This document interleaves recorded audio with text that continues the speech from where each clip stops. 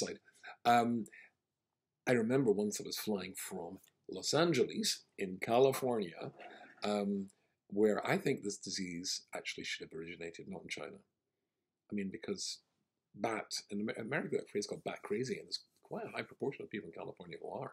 Anyway, so basically, I was getting on a flight, and I was flying back to London, because in those days I was still living in the UK, and I had to do some broadcasts for the BBC, which is an organisation I used to own. And basically, I had to get on a flight from Los Angeles and fly all the way to London, which I think was a 12-hour flight, which is a horrible flight. Don't like long flights. Anyway, I had flown, of course, in reverse from London to Los Angeles, and the plane was a really nice plane. I don't know which one it was. It was before Boeing made ones that crashed into the ground. Their latest model. It was a nice plane. They had five, maybe six seats in the middle, and three seats on either side, which is very good. And if you got a whole row to yourself, you could really make a bed. And so when I flew out there, long flight, nice comfortable plane, not so much of a problem. On the way back, silly the way my mind works, so I was thinking it'll be the exact same plane, this will be quite pleasant. But it wasn't. Instead of having 6 seats in the middle, or 5 seats, whatever it was 4, and 2 at either side. It was a much narrower plane. And it was what's known as a red-eye. Have you ever flown in a red-eye? That is a all the way through the night flight, which is particularly horrible. And I got onto the plane. This is before the days when they had apps for the telephone, and the app shows you exactly what sort of plane it is, what size the seats are, because they keep shrinking them, and where the seat's positioned. And you just had to go buy your ticket. And so I was walking down the aisle, and I was looking at the numbers and doing the mental calculations, and I realised, and it was confirmed a few seconds later when I arrived, at the second last seat towards the end, the noisiest bit in the plane, and literally 1 seat away from the restrooms, or as we British people call them, the toilets. This is horrible. Even before coronavirus, you don't want to be sitting in that seat. Anyway, so basically, I sat in my seat, and people wandered in a sort of tired way, while it was a midnight flight, onto the plane. People were tired. And now this bit is not politically correct, which means if I was a member of the Labour Party, I would probably be expelled along with Trevor Phillips.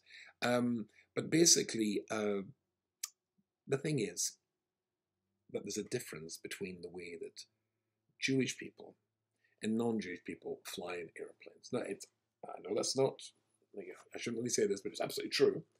And I know this for a fact because there's a true story of an El Al, a pilot who was a few years ago about to land in December time in Tel Aviv. So he said, "Ladies and gentlemen, this is your pilot speaking.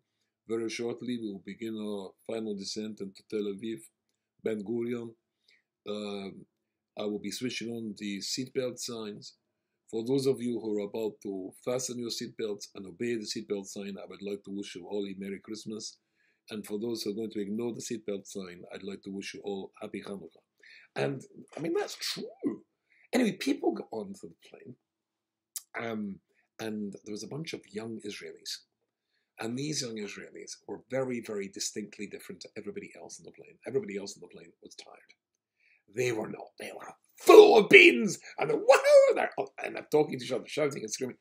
And the stewardess is trying to get them to sit down, and they're just totally ignoring her.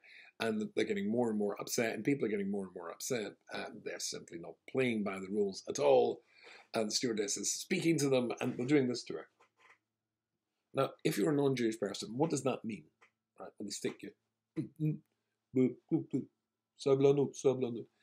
Nothing. Anyway, so basically, people getting very, very annoyed with these young men. They were up at the wings section. The good news was that for some reason they thought they were Spanish. Don't know why. I wasn't going to let the cat out of any bag, and that was that. So I sat there watching all the shenanigans going on face me here, and regretting this flight already more than sitting just 1 seat from the toilet. Did I tell you I was 1 seat from the toilet? Anyway, and there was a big guy. The big guy was walking down the aisle towards me. And, you can just tell by the body language of somebody sometimes where they come from. And it was pretty obvious to me that he was also Israeli. He was, age-wise, it's a long time since I've told this story. I used to say, pretty old guy, 60. All right. Young, middle-aged, and vibrant, and virile, and fit. Walking towards me, shirt undone. Look at me, hairy chest. Oh. Sort of like macho. And he's walking down towards me, and he's looking at his little ticket, and he keeps consulting the ticket, he keeps looking, and counting out the numbers. You could see him looking at me in that seat. Remember, only two. And the nearer he gets to me, the more it becomes obvious to him that, and it became obvious to me as well, that this big guy in this tiny little seat was going to be my flight partner. And he got there, and he looked down at me, and he looked at the ticket, and he looked down at me, and he looked at the ticket, and he looked around, and he found a stewardess, and he said, maybe there's another seat on the plane? And she said, I'm sorry, sir, it's a completely full flight. And he walked away. He walked away! I don't know where he's going! There are no other seats! He's going to sit in the wing, but there is no way he's spending an entire flight sitting next to a rabbi. Which I thought was a pity. On the other hand, it did mean that I got two seats, two little crumpy, squishy seats to myself, which is a little bit better. And that's that. Everybody got on the flight. The guy walks up to the area where the other Israelis are, and somehow or other, I don't know how they did this, they found him a seat, and he just plonked himself down there. Fine. The flight took off. And when we got to the required altitude, then the little TV monitors, the little video screens came down.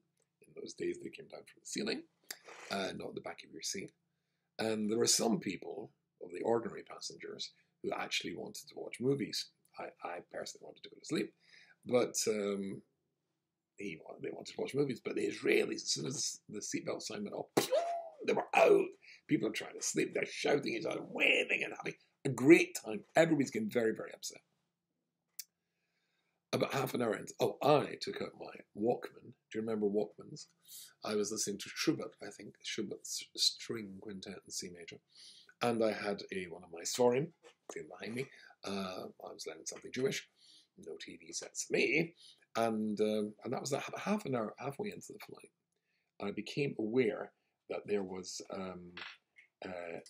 somebody moving towards me. And I looked up, and there was two girls coming down, and they were crying. And the stewardess was talking to them. So I took my earphones out from my ear, and I heard the stewardess saying to the girls, did they touch you? What happened?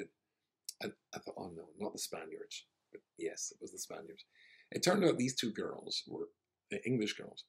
They were flying back to London from Australia. So they'd already flown 12 or 16 hours, whatever it is, from Australia to Los Angeles.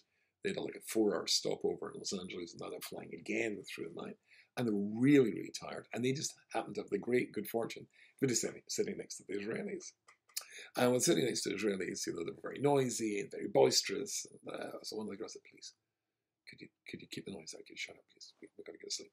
And one of them said, we shut up, you shut up. That was that. It wasn't terrible. It's just that these girls were exhausted. And of course, being girls, they just burst into tears. And so the stewardess took them, and she positioned them in the seat behind me, and she said, don't worry, we've already radioed the police at Heathrow Airport. They're going to meet them when we land.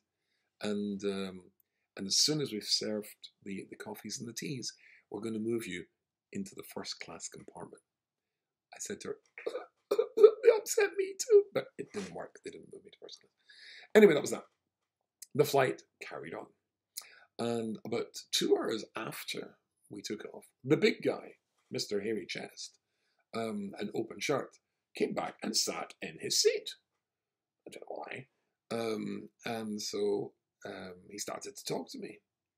My Hebrew is really, really poor. But I thought at the end of the day that what I'd overheard I should share with them, particularly as when the stewardess was saying to the girls that did the radio, the police, there was another passenger, it was a South African guy, who came up to her and said, I saw the whole thing. These guys are animals. I'm telling you, they're disgusting. The behavior is absolutely appalling. And she said, well, sir, we've radioed the police. Would you be a witness? I'll be a witness. These guards are animals. Good. I thought I'd better warn him. So my really bad Ivrit, I explained that the police were going to be meeting them. It's not like the Israeli police, what they do, they tell us to shut up, we tell them to shut up. None of that stuff, none of the shoulder stuff. For the police in Britain, you got very, very polite and very regretful. I'm very sorry, obviously we didn't mean to upset the girls. So I tried in my bad Hebrew to explain this to him. And he indicated that he understood this because he burst out laughing and said, what did we do? And did the shoulders. Anyway, so I did manage to, impress on him the importance of sharing this information with the young men. So up he went, and he went back to the young men, and he told them, etc. And he pointed at me, Rabbi, and of course they immediately understood because they burst out laughing as well, did shoulders, and that was that. So the flight went on its miserable remaining 10 hours, and about 2 hours or an hour and a half outside London, the guy was back, the big guy, and he said to me, "Du redest Yiddish? You speak Yiddish?" And I looked at him and I said, "Ja, ich red Yiddish." And then I said to him in Yiddish, which is I'm much more comfortable in than Ivrit. I said, "How come a big stark, a big macho Israeli guy like you, how come you speak Yiddish?" And he goes, "Visionitz," he says. "Ich stimm von Visionitz." Visionitz is one of the, serious fur and serious, twiddly pears, white socks, Hasidic groups, in case you've not come across them. We have them in Manchester, in New York, all over the world. And he comes from a Visionist family. And he meant his parents were Visionists. He was Visionist. And we started to talk. And I have to tell you, there was a remarkable thing that happened. I'm going to be careful here because this is certainly not politically correct either. But the amazing thing that happened was that there was a transformation that occurred. You see, when you're speaking in Ivrit, modern Hebrew, because you see, language is more than just an expression of ideas through words. Language very often is an expression of the culture and the philosophy of the people using the words. I don't know if you've ever phoned Israel to speak to somebody, but they're not there, and you get the automated reply from the telephone company, the Israeli telephone company, Bezek. It usually goes like this. It goes, and suddenly a voice says, "Shalom, ze Bezek, ze Torut." And then the exact same guy gives the exact same message in English. "Hi, this is Bezek. I'm sorry, it's wrong number." And when you're speaking Ivrit, you drop down at 35 decibels. Sorry, that's sound. You know the word. But when it comes to English, it's different because they live in a tough neighborhood. Maybe these young boys, being so boisterous, were just finishing their 3-year army service. Maybe they're letting off. It wasn't really terrible. But when they're talking Ivrit, it's like this. When you're speaking in English, but they live in a tough area. They're surrounded by neighbors who want nothing more, as did Holman, to wipe us all out. In fact, Sheikh Nasrallah, the Iranian puppet, the Hezbollah mastermind in Beirut, a couple of years ago declared himself to be a Zionist. He wants all Jews to move to Israel so he can finish us all with one bomb, and he means it. Anyway, it was an astonishing thing because when I started to speak to him in Yiddish, there was a transformation. In Yiddish, he became, this is the bit I'm going to be careful with, a Yid. He became, well, not the, he became, And he was listening when I explained that the behavior of the boys to the girls was inappropriate and they should apologize, etc. So I could get through to him because the language is the language that touched something inside. And there was a change, it was a transformation. And I saw a very different individual. I thought, Off he went. When I saw that and I had that aha moment, I decided to intervene. Now we're only about half an hour outside London. I went over to the South African guy who wasn't too far away. And in his Mamaloshan, I said to him, "How's it?" And he looked up and he said, "How's it?" I said, "Lekker sisekreka," which is South African for okie dokie. And he said, "Are you from SA?" And I said, "No, I'm from S," which had him completely confused. And I said, "Scotland." And he went, "Oh," I said, "But I lecture in South Africa all the time. In fact, I'm just back from there." because when I was living in the UK, I used to lecture in South Africa at least twice a year. And I said, whereabouts are you from? He was from Cape Town. I said, Cape Town, man, fantastic. So beautiful. Table Mountain. I started through all the true beauty that is indeed Cape Town and its environs. In fact, I was just there 2 years ago speaking with the Chief Rabbi, so a beautiful reminder of how beautiful the country is. And then I said to him, are you staying in London? Or, you having a vacation there? Or you just making a connecting flight to South Africa? He says, no, I've got a week in London before I have to get back. I said, you're going to have such a great time. When you get to London, there's so much to see. Buckingham Palace, the guards standing outside. Yeah, Big Ben, London Bridge, the Tower of London, Madame Tussauds. So much to see. You don't have enough time. But it's a pity. He said, what? I said, well, it's a pity because you've only got a week. Yeah.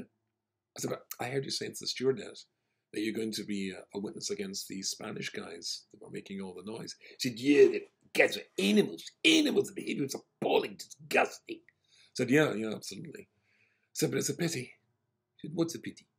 I said, well, if you're going to be a witness, then you're going to have to go to the police station to give a statement. I know this sort of stuff, I'm a rabbi. I've had to go to police stations with people. I mean, it's going to take hours. Police stations like hours and hours and hours. You probably will go to the early hours in the morning, and they'll probably want you back the next day for some other thing, maybe an identity parade or something like that. You're probably going to lose 2 days from your vacation. He looked at me and went, look, the behavior was bad, but it wasn't that bad. They were loud, but they weren't that loud. Anyway, so I finished my conversation, went back, got my seatbelt, we landed in London, and indeed, the police came onto the plane, and as the Israelis tried to get out, standing at the galley, the police moved every single one of them in. The stewardess was there, directing their attention. As I came, they actually went like that to me, which said, no, he wasn't one of them. The cheek, as if I come from Glasgow, where we never misbehave.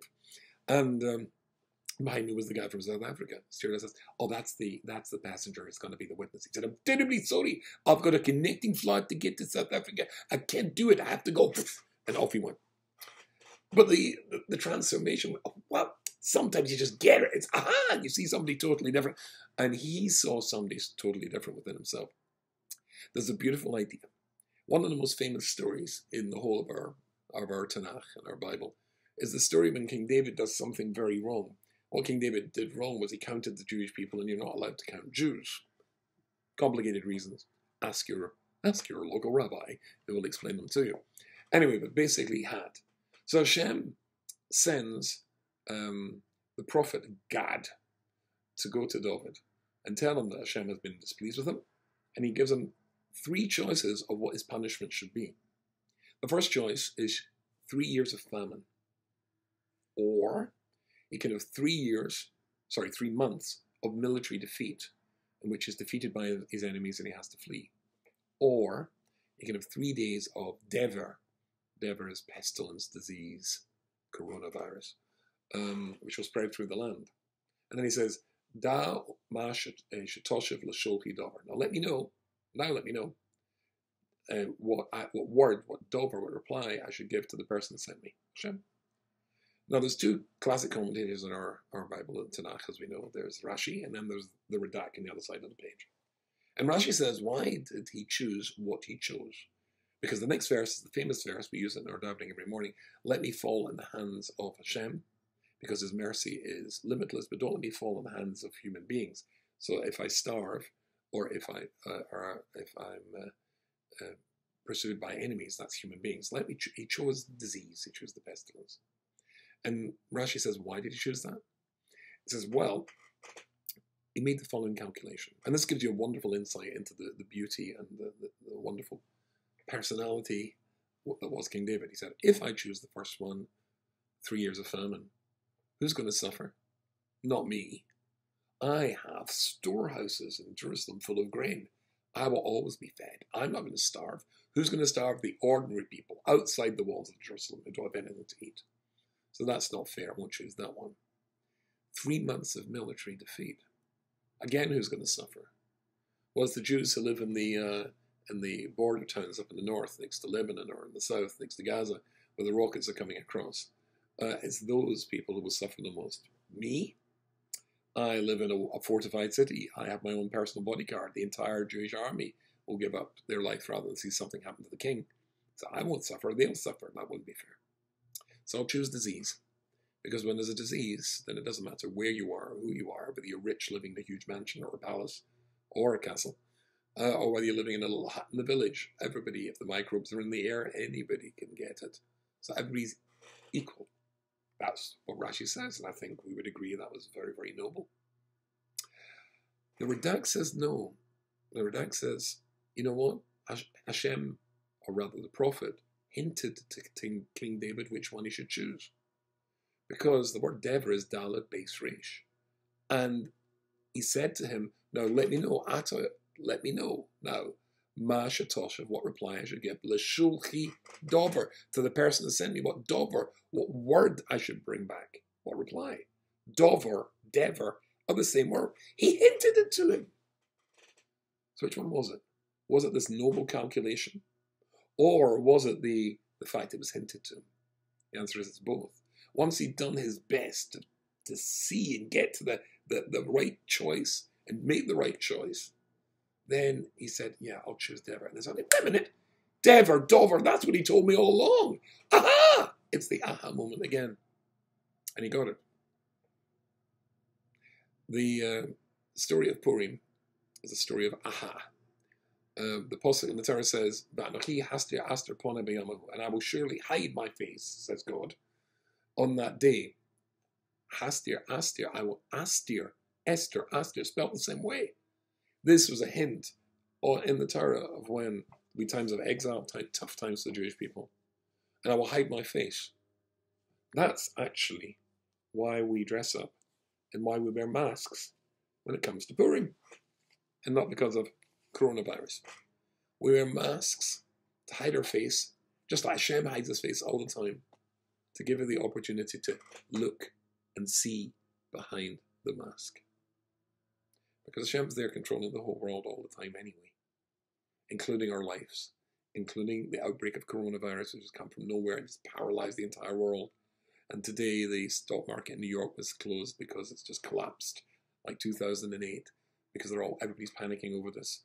Although medically it's actually not the worst disease out there. Hashem is rather showing that he controls the world. That's the message of Purim. That's the message of the aha thing. That Hashem is in control of the whole world. And when it looked to us that we had nothing left, no chance. Well, if you want to make God laugh, tell him your plans. All you need to know is that he controls everything, including the fact I couldn't get on the plane to come to Mead Hill Show to speak on Purim, and I have to do it by video link, and you get the idea. So, I wish and hope you are having a fabulous Purim. I sincerely wish it's a Purim in which you're not drunk. I do not like getting drunk, ever, believe it or not, and I do not like getting drunk on Purim. Because you see, when you're drunk, then maybe you won't be looking carefully enough to see that the person who was pulling the strings, who was hiding himself away all the time behind the mask, was Hashem Yisborach. A very wonderful Purim.